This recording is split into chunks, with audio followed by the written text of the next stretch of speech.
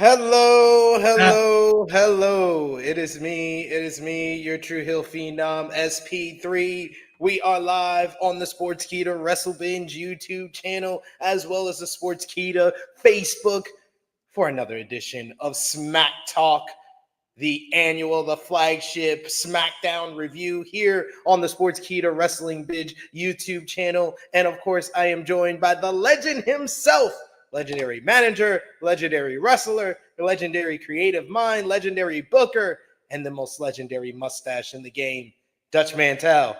How do well, you doing? it's getting a little thin today, but anyway, hey, I want to ask you a question. It's a trivia question, but this is easy. Who's the oldest wrestler to ever have a professional wrestling match? The oldest professional wrestler, was it Gypsy Joe? Actually, it only happened like a month or so ago. Okay. That's the key. Okay, who is it? Dory Funk, How old was he? 83. Wow. Now that surprises me. You don't know that because remember he had the match and they was honoring his brother Terry, and Yes. they put him in a match, and he's the oldest male wrestler to ever have a match. Now I tried to get some video of it, but I don't think they put the video out because it was very slow moving, as you can imagine. But they did show him respect, a lot of respect. You know, to 83 to get back into a ring and try to just getting in the ring is a chore.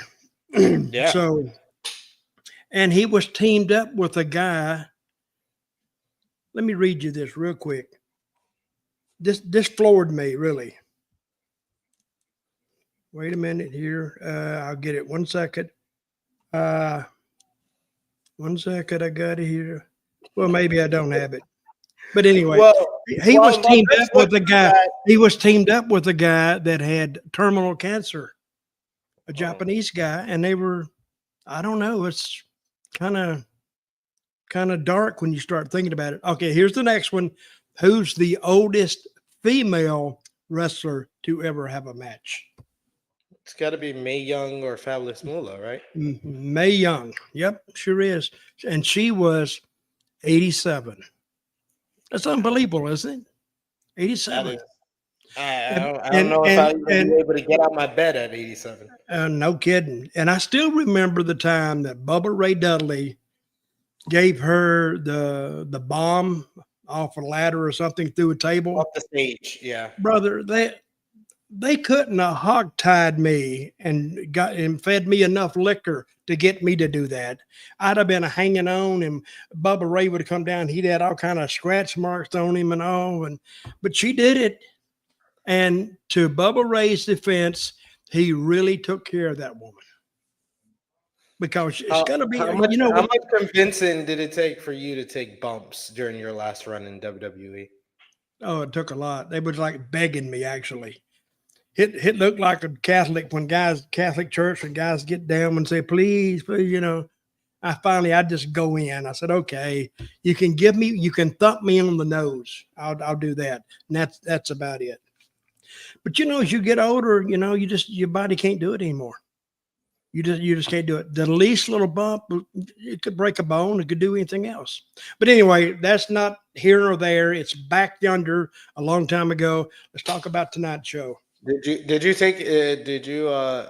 you remember who you took bumps for during your last run in WWE? Who did I take a bump for? Oh, I took one for Big Show. Well, he gave you the knockout punch? Yeah, he had me like this, and I would rather hurt myself than to embarrass myself, really. And it would be embarrassing him too. You know how big he is. I took the damnedest bump for him, but he thanked me in the back. He said, "Mother Hunter," he said something else, but he said, "Thank you, thank you, thank you." So, and even Jack said, "What a bump! What the hell?" And I said, "Hey, believe me, brother, I didn't want to do it." And I told Big Show, I said, "Hey, if you hadn't hit me so hard, I wouldn't have fell so quickly. You just knocked the hell out of me." "No, I didn't." I said, "Oh, brother, That hurt like hell. And he actually had him believing he really tagged me, but he didn't.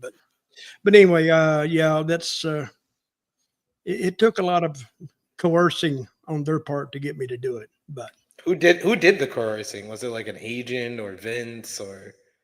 a Big Show, he was begging, Okay. he was begging me too. And Vince, I told him, I said, let me tell you something, buddy. You get a little closer, I'm gonna open hand slap you. But he never got close. He was like over in the broadcast booth, and I was sitting out in the crowd. More than an arm's length away. That's the Oh only yeah, he reason. was. I could have yelled at him or shot a gun at him and not hit him. But anyway, what Well, do you you guys. think? What do you think of tonight's show? Or do you have Uh, something else to ask me? No, I thought it was a solid show. I thought it was a Yeah, good setup for next week's go home ahead of Saturday night's main event. Good build for Saturday night's main event, especially with the main event with Cody yep. Rhodes and Kevin Owens. We got some follow up from the men's war games with the new Bloodline. The women's division was featured a little bit more prominently, even despite not having Nia Jax on this show. So How many people got hurt doing that table spot from the corner? 3. it was like a whole rundown that they gave us at the start of the show. They gave us the recap of what happened at Survivor Series to open the show, and then Michael Cole and Corey Graves checked in from ringside where they explained that Bronson Reed suffered a broken foot on the Miss Tsunami through the table after CM Punk moved Roman Reigns out of the way. In Yep. other injury news, Tonga Loa suffered a torn bicep after receiving the toolbox shots from CM Punk. And Jimmy Uso came out of War Games with a broken toe following his big Uso splash off the top of the steel cage onto Jacob Fatu. I'm gonna stay away from that table if I was those guys. Don't even look at it. Stay away from it. But See, they're like, brother, we're not gonna sell. okay, We're not gonna did sell. you see the girls' cage match? Yes, I did. Females. I was a little slow at parts, right? I didn't think it had the best start. I think that it was very dull Or for about did 28 minutes. we already talk about this? I think the fine people here on the Sports Key to Wrestle Binge YouTube channel will see some video about us discussing what we thought about Good. Survivor Series War Games. So go over, hit the bell to stay notified, hit the subscribe button over here at Sports Key to Wrestle Binge. Also, you can sound off in the live chat. You can interact with all of us. If you got a question, you have a thought, a hot take on tonight's show, let us know in the comments in the live chat. And of course, if you're feeling generous, you want to give back to what we do here, you could send a super chat donation. Any dollar amount matters. It goes back to the contributors that we see on screen with us here, and we always appreciate the support. So send like $200 or $300 at a time. That's when it really counts. I mean, that $5 stuff is okay, but hey, let's talk some actual bucks here. Hey, my chat's not showing up. Why? I mean, Matt, did you click on comments on the side or something? I don't know. I don't even see comments. I don't know. I don't know how it's set up for you. Yeah, you guys don't tell me nothing here. Folks, you talk about hired help. That's what I am. They don't tell me nothing. Okay. Interact with us and share your views. Okay. Shout outs to Rick. He's not with us this week. He couldn't make it. Where's he at? Again? He had to do some other work. Oh, don't do that. Don't do that, Dutch. Don't do that. Okay. After No, I'm not. That's not funny. I'm not laughing at that anyway. Okay, so go ahead. Let's talk about the show, and I'll tell you what I think. Yes, after we get the rundown of all the injuries from the men's war games, we get Apollo Crews entering the building. But can I ask you a question before you get started? Can I ask you a question? I don't mean to interrupt you, but I'm reading today about the show tonight, okay? And this came out at right before the show went on, and it had the whole rundown of the whole show. Yeah. Where does that come from? Someone leaks it to someone to report it. Cody Rhodes promo. That's what happened, right? and I printed this off at 8:34, so it had to be up like 7 or 6 or something. Yeah, it was. And then and had the matches listed. MCMG versus DIY. Mm-hmm. They had that Kevin Owens car interview. Had that. Yeah. That was actually pretty good. Yeah. And I missed the Nick Aldis Gunther Carmelo Hayes. What happened there? We'll touch on that. That's a little bit Okay. later But in the show. anyway, I read the whole show before it even started. That's what I do every week, Dutch. So welcome to my world. So you do read that every week before it even goes on the air? Yeah. You didn't tell me. I didn't know. I thought I had to watch the show. I sometimes share it with a couple of my friends if they want to skip some stuff, if they want to show up for some stuff, like before Raw starts. Yeah. Especially when Raw was 3 hours. So I used to actually, schedule my sleeping around that. You actually get a taste of the show before it even comes on. Yeah. And you make your mind up. You said, it's not going to be any good. Right or yes or no? Okay. Yeah, I kind of can tell what's going to be a good show and what's not going to be a show sometimes by the rundown. But yeah. Okay. All right. So continue. We see Apollo Crews showing up at the building. Solo Sikoa and his bloodline show up at the same time. They brush past Apollo, which leads to Jacob Fatu kicking Apollo in the head. They then beat down some security crew. Back at ringside, we hear Cody Rhodes music starting, so we get our first official kind of segment to the show. Cody Rhodes comes out and he's in full promotion mode. Dutch. He yells into the microphone. So Minneapolis, what do you want to talk about? The crowd cheered. Cody talked about the return of Saturday night's main event and how it's an honor of a lifetime just to compete on Saturday night's main event. And it's not that simple for him, though, because of Kevin Owens. Out of nowhere, though, we get Chad Gable's music hits. Gable made his entrance, flanked by the Creed brothers and Ivy Now, American Made. Gable spoke in the entranceway and called himself the greatest athlete to ever come out of Minnesota, and the crowd responded actually favorably to that. As it goes, Gable says that there is a transfer window, and Gable and his crew may come to SmackDown permanently. Gable then called everyone in the crowd simple-minded and gullible. Gable entered the ring and loud "You suck" chants started for him. Gable said Cody was once the beacon of what Gable wanted to be. Unmatched work ethic, dressing the part, etc. But Gable says that's easy. But what's not easy is being a good friend. And Cody has not been a good friend to Kevin Owens. So Gable says that Cody isn't who he thought he is. So he called Cody superficial because all he cares about is what everyone thinks about Cody. And Gable mentioned how Cody went so far as to team with the one guy who made Kevin Owens' life a living hell. He said whatever Cody has coming to him, he deserves it. And Cody asked the crowd if they'd be his friend, which they cheered.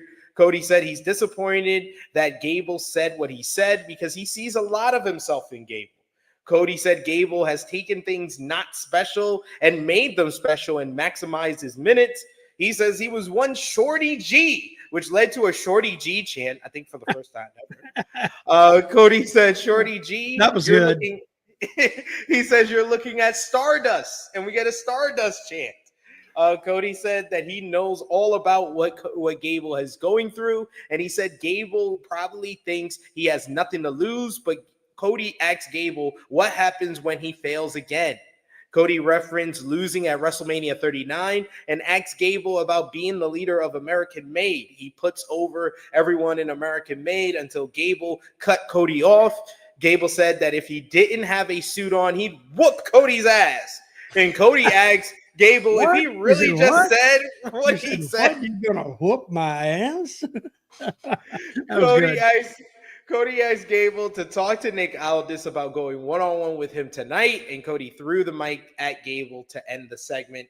Really strong open to the show. It was a very pleasant surprise seeing Gable on this show. And honestly, I know this is probably just a teaser for whatever the transfer window is going to mean. I think that Gable has a higher ceiling on SmackDown than he does on Raw. I think that he's been kind of been kind of lost in the shuffle since they initially got together, him and the Creeds and Ivy Now, and then they feuded with the Wyatt Six, and then they lost time after time after time against the Wyatt Six. I think that their run on Monday Night Raw, they need the kind of the fresh start, the fresh landscape of Friday Night SmackDown. And I think Gable has the potential, especially after the showing in this opening segment and the main event, to actually have a chance at the main event scene on SmackDown. Okay, catch me up on this American-made team. I don't watch Raw.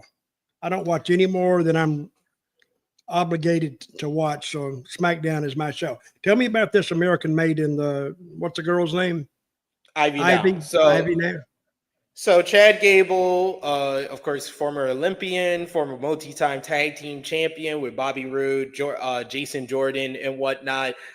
He basically was the leader of Alpha Academy with Otis and Otis and Maxine Dupree and Akira Tozawa. But then he got a little bit overbearing. He turned heel when he was feuding with Sami Zayn because he failed once again to win the Intercontinental Championship, which has kind of been like an albatross around him because he failed against Gunther. Now he's failed against Sami Zayn. So he turned heel, beat down Sami in front of his family earlier this year. He turns heel and he starts becoming like an overbearing coach to the Alpha Academy, which eventually they turn on him.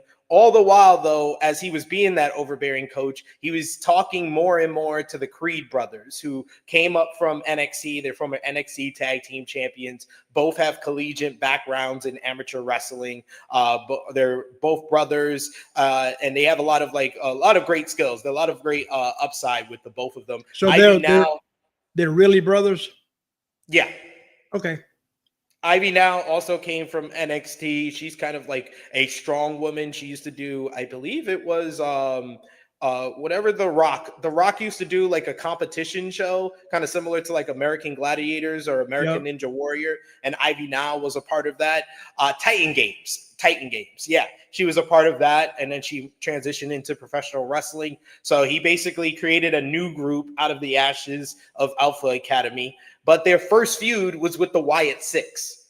And the Wyatt Six just beat the hell out of them for like 3 straight matches. Beat them in a singles match with Uncle Howdy and Chad Gable. Beat them in a trios match. Beat them in a multi-person matchup at the end of the feud. And now they've been feuding with Rey Mysterio and LWO over on Monday Night Raw. But they haven't really found their footing. They haven't got like a lot of momentum in the right direction over on Monday Night Raw. So that's why I think they need the move to SmackDown. When they get ready for them to move, they'll move them. So, and, getting beat, I mean, time and time and time again, really doesn't mean all that much. We complain about it because we want to see guys get momentum going way before the creative team is ready for them to get momentum. But say, take Sami Zayn. How many times did he get beat right in the middle? 1, 2, 3. He had to get beat 10, 15 times. I mean, you could ask a 10-year-old kid who's going to win this match. Well, it wasn't going to be Sami Zayn but look at what it's got him, because he went out there, he did great work. And eventually they said, well, we put something behind him, he can go. Same way with Chad, and I'm sure the same way with the team. So when we get ready to see them move, they'll move. So the creative team knows better than we do, and they just take their time with stuff. And sometimes when that time is right, you can feel it. And sometimes you can feel it even when they're not moving them, that if they did something with this team or did something with Chad, he's going to get over and he's going to mean something. So anyway, I think it was a good first segment. Cody got his stuff in. Chad got his stuff in. He didn't back off at all. And I think he came out of that interview stronger than he went in it, because he held his own verbally. And even though he got beat in the match, and we'll talk about that in a minute, but what followed the match when, took precedence over what Chad and Cody did. Yeah, but before we got into that, we did hear from Cody's opponent at Saturday night's main event next Saturday, Kevin Owens. He was supposed to have a sit-down interview with Michael Cole later in the show, but This is another good. Owens, This is another good story too. Owens instead, he cut a promo from his car. He sent it in. He said that it sucked to be told in Minneapolis to come to Minneapolis for an Yeah. interview with Michael Cole. Owens said that he's been showing up to SmackDown for weeks, and if Cole wants to interview Owens, Cole would have to go out to the parking lot and find Owens in his car because Owens was not going to come inside the building. And then he said, I'm not going out there. It's 20 degrees. But then we saw him later on, trot his little fat ass out there and get in the car with him. That was good. Hey, the car interviews with Kevin Owens starting to get over. And what's making them getting over is Kevin does such a good job with it because it feels like he's talking from the heart and he's telling the story and he's never like at a loss for words, or it's like he's really in an argument and he's really trying to get his points across, and he's getting his points across. So if you say who's right and who's wrong, if you just listen to the interview, you don't know who's right because Kevin he believes what he's saying. I think Cody's believe in what he's saying. So. And it's time for the match. So anyway, continue. So then we get Kevin Owens and Michael Cole having an interview in his car. Cole walked outside and Owens invited him into the car. Owens noted how many times he's been told he wasn't allowed to come inside the arena in recent weeks. Cole said that he wanted to do an unbiased interview, and Owens mocked that idea. Unbiased? Yeah.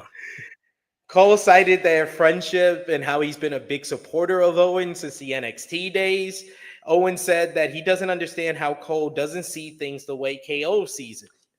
Owens ran through his grievances about Cody and Roman Reigns again.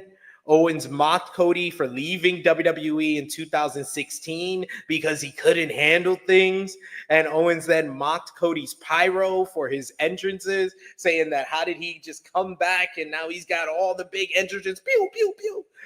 Cole said that everyone thought that it was good to help Roman. He said that it wasn't just Cody, it was Jimmy Uso, it was Jey Uso, it was even Sami Zayn.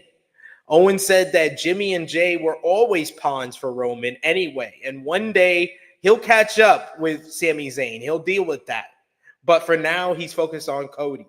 Owen said that Cody stabbed him in the back, and Cole's told Owens that he was being petty, and Owens should look in the mirror.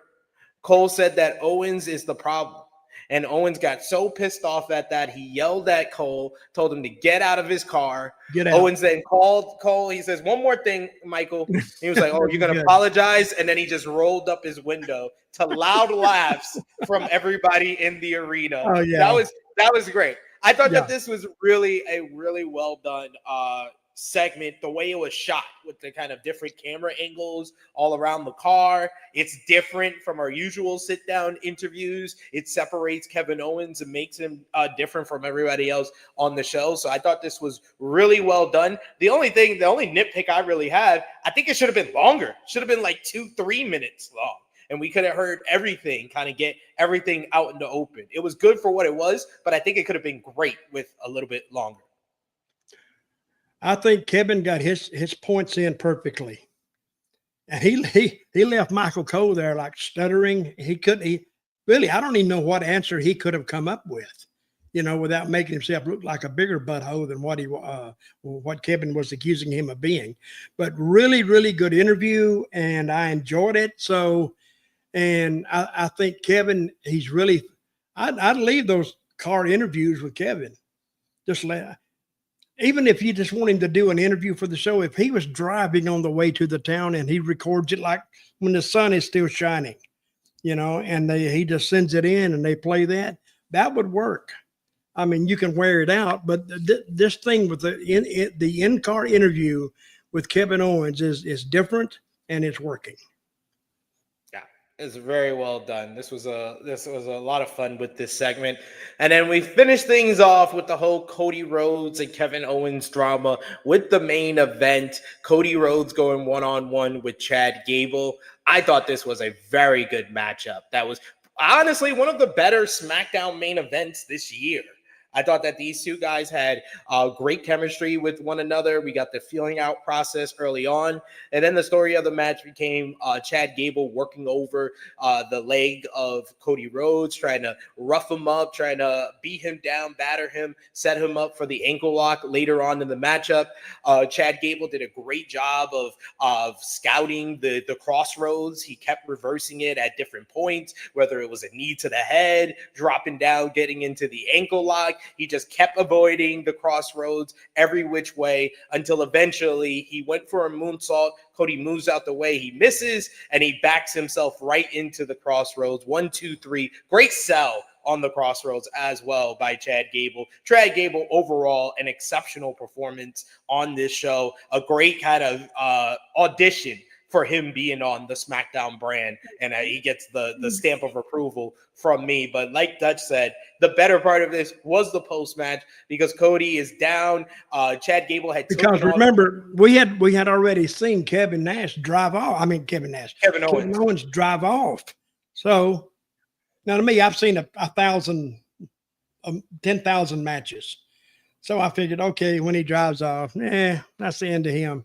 And then when the match is over, there's Kevin Owens, and that surprised me. But they had a great segment right here, and that's the way these shows should end. Now we're looking forward to Saturday Night Main Event, and they're gonna go head to head. So I'll be watching. So, and I think they'll draw a hell of a house for that. So Kevin Owens shows up, he stomps on Cody's ankle because Chad Gable had taken off the boot, putting him in the ankle lock during the matchup. Officials quickly ran out, separated Owens and Cody until Cody leaped at Owens. The brawl went to the floor. He does a tope suicida, and they're just basically tearing at each other. As they do a what? They do a what? A tope what? Tope suicida. Oh, I got it. Okay, go ahead. But the show ends with them basically clawing at each other as the fans loudly chant, "Let them fight." So a great way to close the show. Hey, I was impressed with that reversed suplex off the top. Yes. When he went down flat, I went, that's another move they couldn't talk me into doing. The guy say, you want me to do what? You want me to take a reverse suplex, land on me? No, I ain't doing that. I ain't doing it. Please, no. I just wouldn't do it. I mean, that is how old is Chad?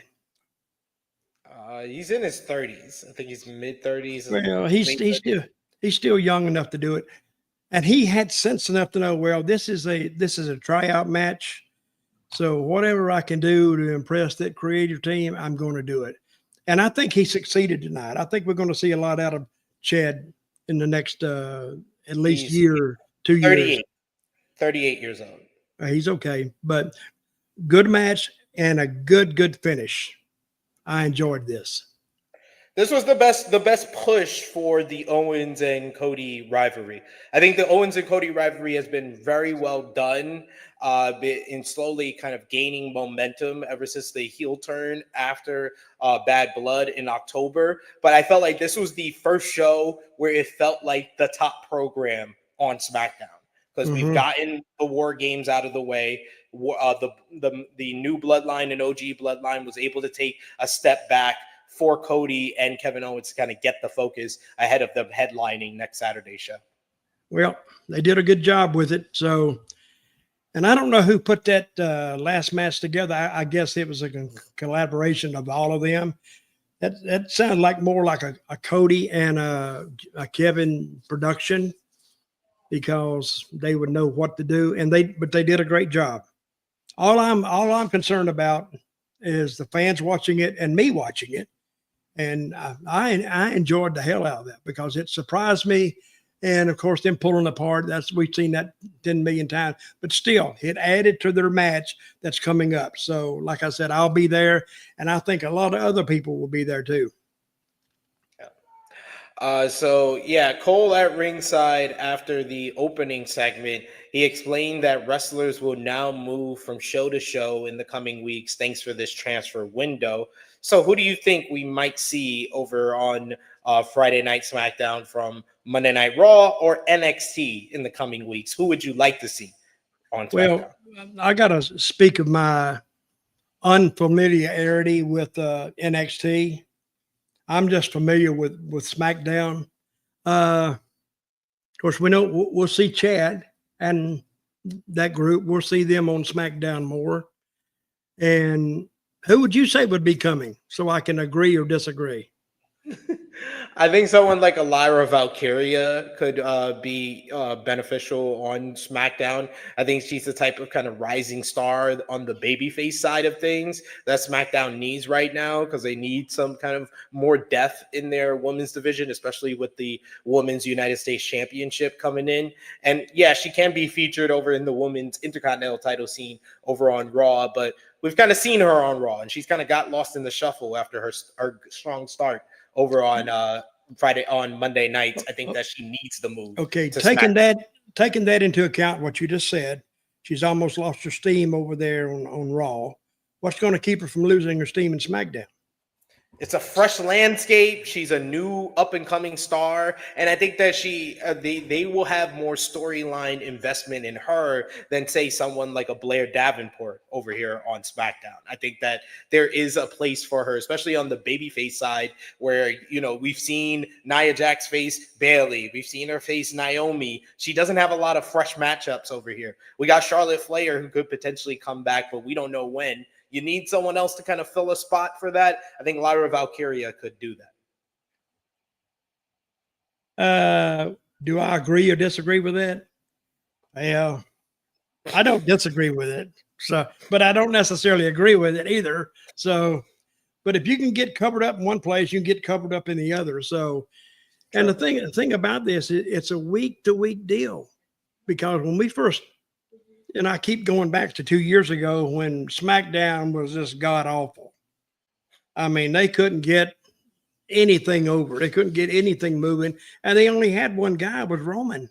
That's all they had. And then, of course, and we've seen the massive build that they have done over the last 2 years, and that's a lot of work. But they started telling stories and started taking their time a little bit and building this, and now we end up with what they got now, which is a well-oiled machine. And once it gets up and you get people over, you can it just almost kind of books itself, really, if you just take your time with it and don't overextend. So it can book itself. I've seen that done several times.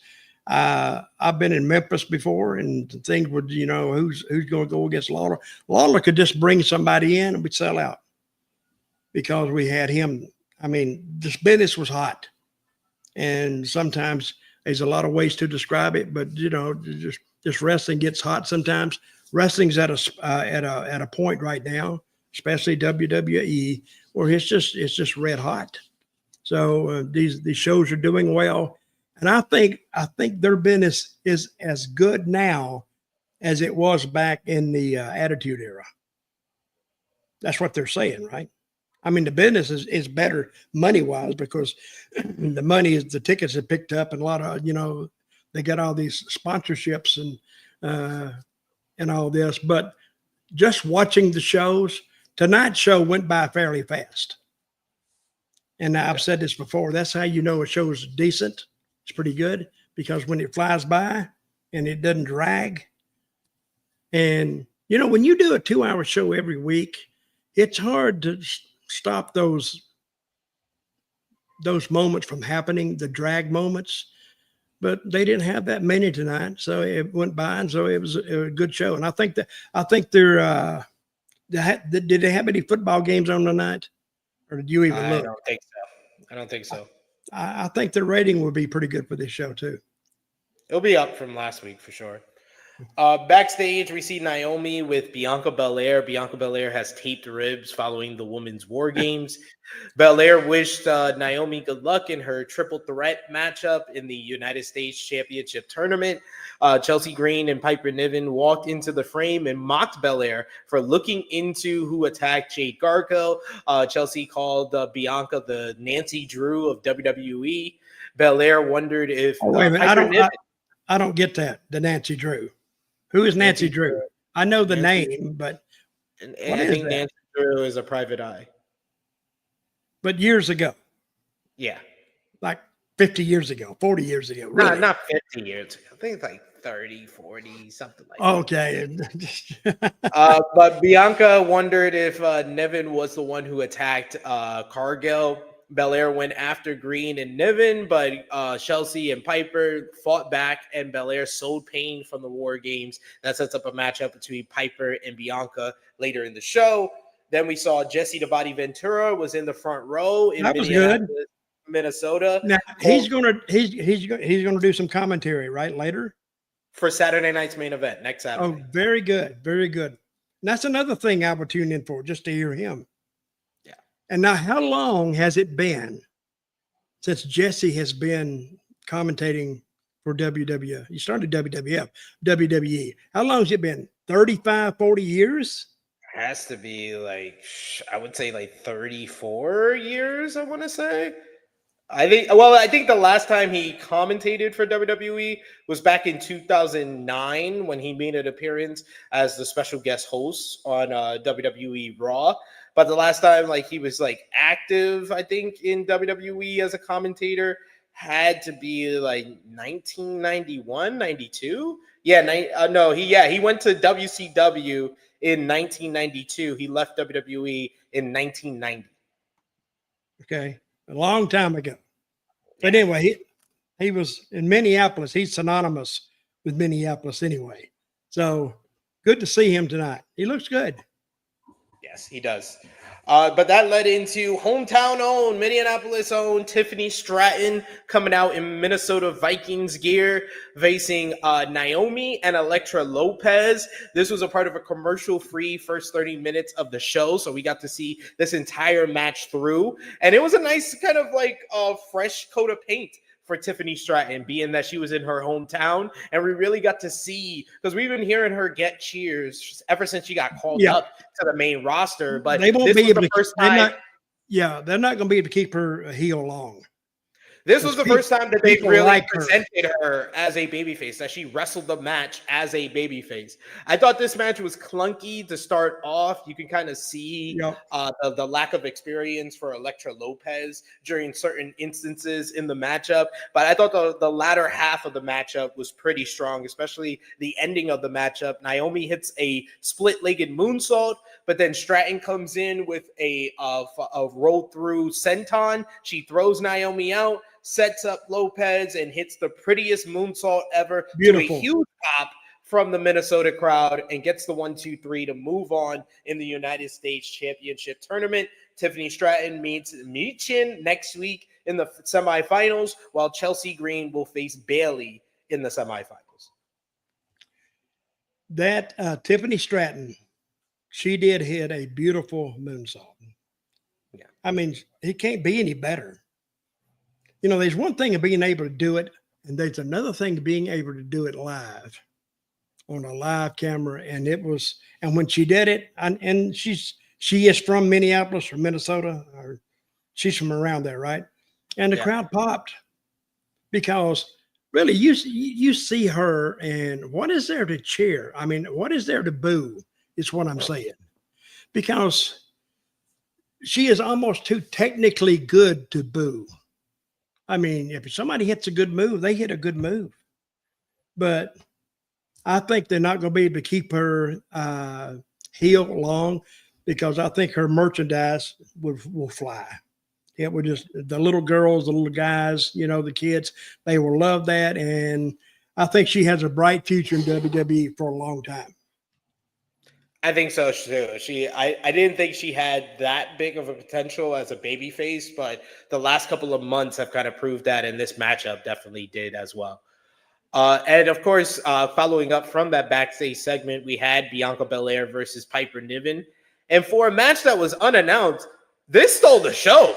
This was the best match on the show. These two went out there. I think the triple threat in the United States Championship tournament got like 7.5 minutes. They went and get this one like over 12 minutes. And these two ladies just went out there. They had a good, hard fought matchup between the two of them. Piper Niven did a great job working over the ribs of Bianca Belair. Bianca was absolutely fantastic with selling the ribs throughout, which really got the crowd invested in the matchup, especially in the latter half, the last 5 minutes of the matchup. You get Niven. She keeps looking for the win in different ways. We get a big power bomb by her, which Cole calls it the Piper Driver, where she just slammed the hell out of Bianca Belair right into the mat on her ribs. Niven went to the second rope, but Belair cuts her off. Chelsea Green hops up on the apron. She gets flipped over into the ring. Belair dragged Greens into the ring, and then Bianca, always the out of this world, unbelievable strength, picking Piper Niven up. I didn't believe she could do it, but she did. What does Piper actually weigh, you think? I'm gonna say like 275. But Yeah, I'm not. I have two sisters and a mother. I know better to talk too much about a woman's weight. But she's a big girl. But I'd really love the finish when she put her down on Chelsea. Oh my God! She hit the KOD on Piper on top of Chelsea. Gets the 1, 2, 3. Absolutely banger of a matchup. Stole the show on this show. What did you think? Great match. And again, you know, you're going to remember the finish. I remembered that finish when she gave her the, what's it called? KOD. The KOD on to Chelsea. And Chelsea's such a bitching person anyway. You know, she's so written, she went out, oh my God. But those are things that, I mean, you don't see that very often. Not in a woman's match. And you don't see a woman the size of Piper either. She moves great for her weight. And they used her weight to make that spot. And people love to see Chelsea get squashed. It was a good match. It really was. And I think it helped everybody. Everybody in that match, didn't matter who won or lost. I think people will remember that match. I agree there. And to follow up on that, we did see Bianca Belair backstage. She was walking backstage. We did see Nick Aldis talking to Dominic Mysterio as she was walking backstage. Belair ran into Naomi. Belair apologized to Naomi for losing earlier. Byron Saxton comes in and told the two that he knew for certain that Piper Niven wasn't the one who attacked Jade Cargill because he saw where Niven was sitting in the gorilla position during the attack. Naomi listed off all the women who could have done it, who were in the women's war games against them. And Belair said when she finds out who did it, it will be on site. Okay, so who didn't? Who done it? Who didn't he say? Who did he say that couldn't have done it? Her? Who did they eliminate? He said Piper Niven didn't do it. Yeah, and they said they named 5 more. Right or not? Yeah, they named the opponents from the women's war games: Nia Jax, Liv Morgan, Raquel Rodriguez, Tiffany Stratton, Candice LeRae. Who do you think did it? I think it was Bianca Belair. Really? Yeah. That would be a good turn. It really would. I was thinking the same thing. Yeah. Piper, Belair under the hood. Yeah, that's good. Guys. Okay. But that sets up the whodunit storyline, so we'll keep track of that in the weeks to come. We then get a United States Championship celebration segment with Shinsuke Nakamura following his win over LA Knight at Survivor Series. Nakamura does his full entrance, but before he could say anything, LA Knight's music hits. Knight walked out with a microphone, correctly noted that he was in the building in Minneapolis. Knight said that Nakamura isn't the real deal, and Nakamura was holding something that belonged to Knight. Knight said that he wanted his rematch, and he wanted it right away. Nakamura did and said nothing. So Knight said he's got on his LA Knight mist blockers, putting on his sunglasses, and he walked into the ring, or at least tried to, as Andrade's music hit. Andrade says that he's not out here for LA Knight. He's out here for Nakamura for what happened last week. He gets on the ring apron, but out comes Tama Tonga, who attacks Andrade. Jacob Fatu is in the ring, and he attacks LA Knight. Nakamura is just kind of standing around watching them. Then the new bloodline, Solo Sikoa, comes in, and they stare down with Nakamura, who stares down with them, and he starts black goo starts pouring out of his mouth, the mist, and he backs up and backs out of the ring as he doesn't want anything to do with the new bloodline. They then beat down Andrade and Knight. They go for the Samoan spike on Andrade, but then Knight makes the save, but eventually Solo hits the spike on both Knight and Andrade. Solo gets on the mic and he says to anyone who thinks they aren't the ones anymore, he dares them to step up because the bloodline will lay everyone out every single time. Sikoa said that he's tired of people not taking him seriously and that he's a joke. Everyone can laugh all they want because he's still their tribal chief. Solo says that he's still the head of the table. He still has the Ula Fala. And if anyone comes down to the ring, they will do what everyone else has to do, acknowledge him. And they raise their fingers in the air.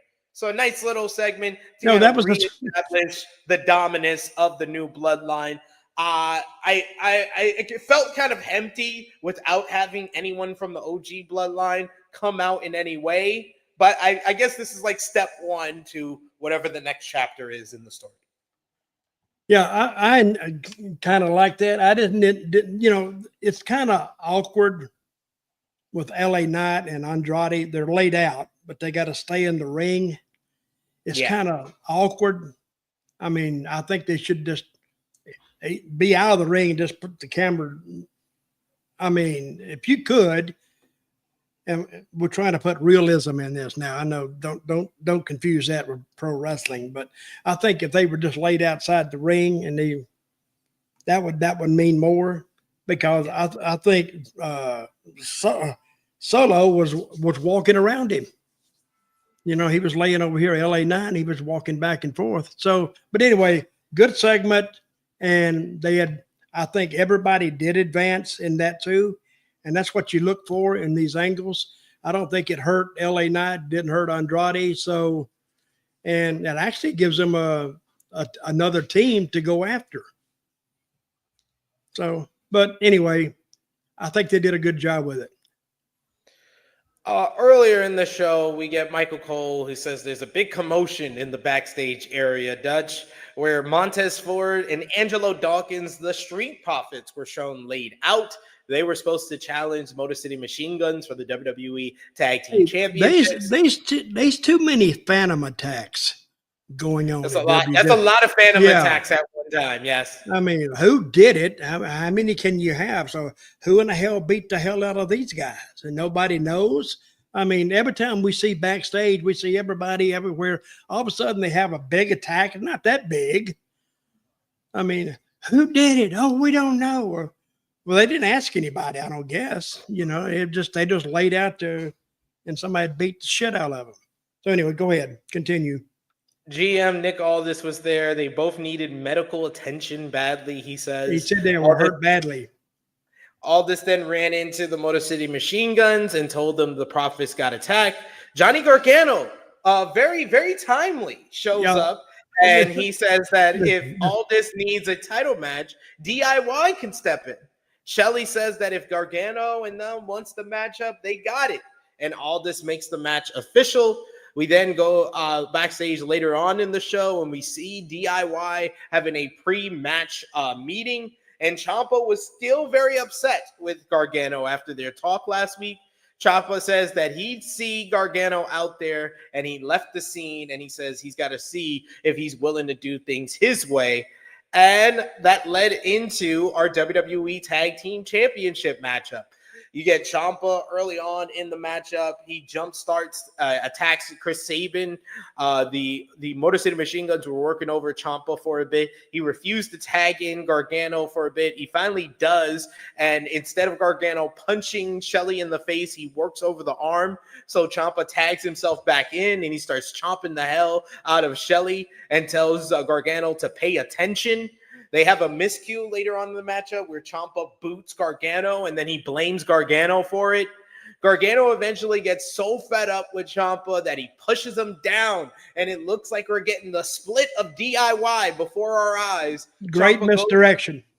Goes to ringside. He grabs the steel chair. He gets on the apron with the steel chair, distracting the referee. The Motor City Machine Guns are setting up for Skull and Bones when Gargano low blows Chris Sabin. Alex Shelley is absolutely shocked. He comes up and he confronts Gargano. Gargano hits him with a big super kick.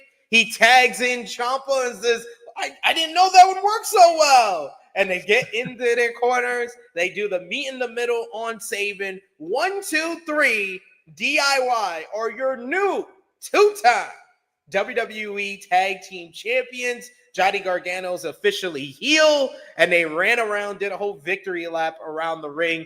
This was the perfect amount of time. Usually Triple H would slow burn the hell out of this, where he loses what would have been the peak of the story. I felt like this was well timed. We got 3 to 4 weeks of Ciampa growing frustrations, him showing his anger, with Gargano kind of on the fence, still trying to maintain his friendship with Shelley. But after the talk from Ciampa, and then also the rejection from the Motor City Machine Guns previously for a tag team title shot, it leads to this. It leads to Gargano accepting Ciampa's way is the way for them to go, and DIY gets the victory. Well-timed angle. It got a month of television out the way, and it sets up a great premiere standout feud over the tag team titles, which we really haven't had that much on this show.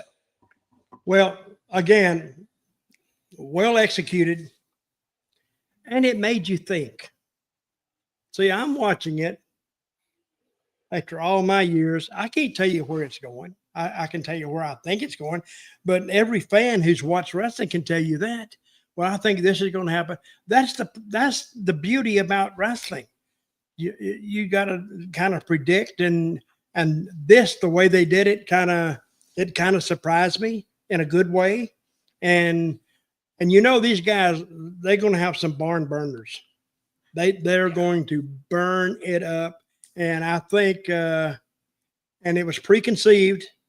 And how did they do this? They just did, and they figured it out, and they made it Sabin and Shelley look like goofs, idiots for not figuring it out themselves. So, but now they can put these guys in the ring, give them 15 minutes, and they'll burn the buildings down. So yeah, that's what they're looking for. And now they may make these titles mean a little bit more. And the harder they fight, the more the titles mean. And this is just a part of the show that, every show has the drop points, the lagging points. I don't think there was any tonight in the show. No. I think everything had its role. It wasn't a lot of filler on this show. Everything had a purpose on this show. So this was a really good show. Really strong week overall in wrestling. I thought all the weekly shows had a good show this week. I thought Raw was great. I thought NXT was solid. AEW was a better show than it's been lately on Dynamite. And then SmackDown, this was a really strong show as well. It was. So, okay, we put this show over enough. Accounting and WWE, just send me and Sid's check, just send it here. They'll forward it to us. So that was good. Final thing for us to talk about. We're done with this episode of SmackDown. Of course, if you're watching us on demand, let us know in the comments down below what you thought about this week's SmackDown, what we thought, what are our opinions. This is just our opinions. Share yours, but of course, Don't be a dick about it. But final thing I wanted to mention, Dutch, it was this week that Fightful, as well as I believe PW Insider, confirmed the report from Dave Meltzer of Wrestling Observer that WWE is currently planning WrestleMania as if The Rock will not be wrestling on the show. What do you think about potentially WrestleMania 41 having no Rock as part of it? Do you think it misses something, or will it not miss anything without The Rock? Well, it'll be stronger with The Rock. I don't think it'll miss anything, though. I think they just pump everything up a little more, and because they weren't planning on The Rock being here 2 years ago or a year ago anyway, right? Yeah. So, and but I think it's still WrestleMania is WrestleMania. It's the party of the year in the wrestling profession for the fans and the wrestlers. And, every Tom, Dick, and Harry who has a little bitty show, he probably go get him some National Guard Army. Where is it? Las Vegas this year? Yes. Yeah. Okay. They'll have about 500 little independent shows. So that's the place to be if you're a wrestling fan, and you can see all the wrestling. Probably a Japanese show will be there, and a Mexican show will be there, and it's all over. But again, whatever WWE might tell you at this point, I still think The Rock's going to be there. You think? I have a strong feeling he will, because they also did mention in the report that Rock will change his mind if he wants to. And yeah. I think Okay. And that keeps them from being accused of like disinformation. Yes. So I don't know how you could put out disinformation about wrestling anyway. It changes all the time anyway. But I do think we'll see Rock at WrestleMania. There we go. That is it for us here on Smack Talk this week. We want to thank you all if you joined us live. Thank you all if you're watching us on demand as well. And of course, a big thank you to Dutch Mantell, the expert on this podcast here. Dutch, let everybody know where they can follow you on social media, what you got going on your podcast, and anything else. Well, you can catch my podcast on here. I'm doing this one. It's Storytime with Dutch on YouTube, but it drops every Friday morning at about 8 o'clock. So you can pick it up on YouTube and Spotify and all the other platforms. And I have another one that's called Ask Dutch Anything. So you just write, I guess, askdutchanything.gmail.com. I don't know exactly where that is. So, hey, I make my fans go out and work a little bit to find me. You got to say, oh, where's that son of a bitch? I knew it was here somewhere. But, I have 125,000 subscribers now. That's pretty good. I started with 121,000. And I've added 4, and took me 2 years, but at least I got them there. And it's really see, doing a podcast with you and doing it with my partner on Storytime with Dutch, James. It's like I'm getting in a car making a trip, and we just start talking about anything. And wait a minute, I heard this and I heard that, and and that's the way actually I broke into the business. I'd just get in the back seat, and those old timers would start talking.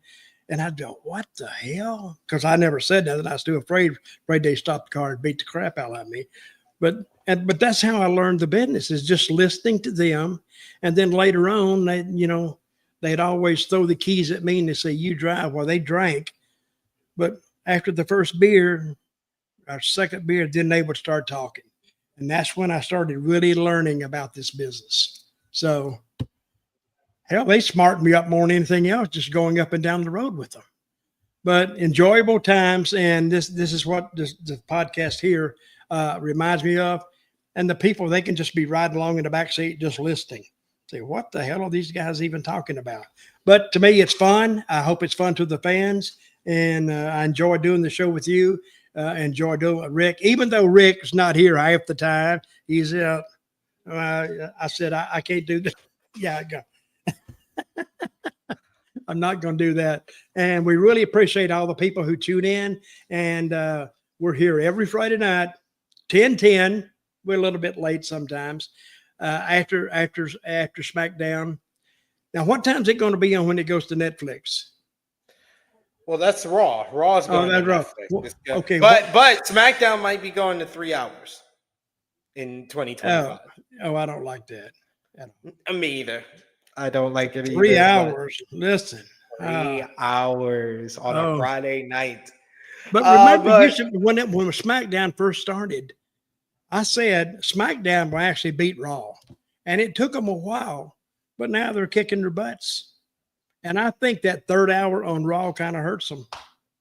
They try to drag it. Well, Raw hasn't had the third hour for the last month and a half, so we'll see. We'll see what happens. Yeah. And what's their rating doing?